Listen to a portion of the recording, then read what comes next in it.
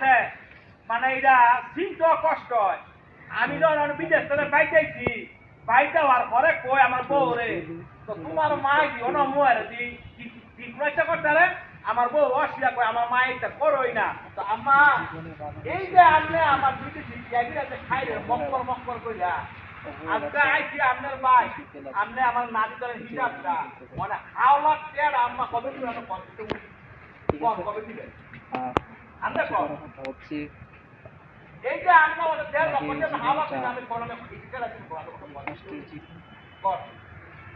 কিছু ভালো লাগে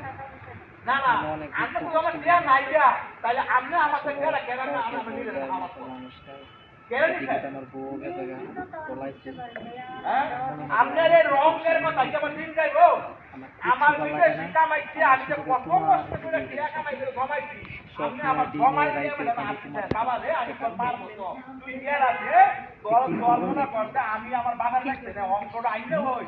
আপনি অঙ্কে ফেরত দিবেন কবে আপনি এই টাকা খাইতে করে অঙ্ক আইলে আপনি পাই বড় অথচ আপনি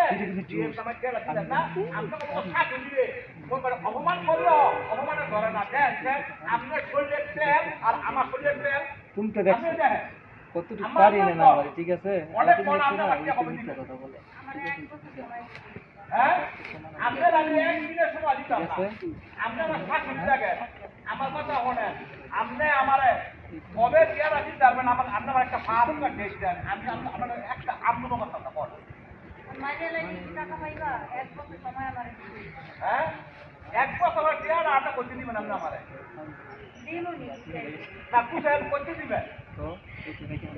আপনি কেরে আমাকে টিয়ার আনি জানান না হাওলা আপনি তো জানেন যে আমি টিয়ার আনিলে বিয়ার টাকা আমি কেন কিছু করাবো পারি না আপনার সময় দিয়ে আপনার তো আপনি আমাকে কেড়ে নিলেন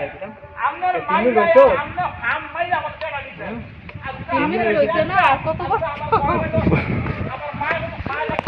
হয় নাই ভাইয়া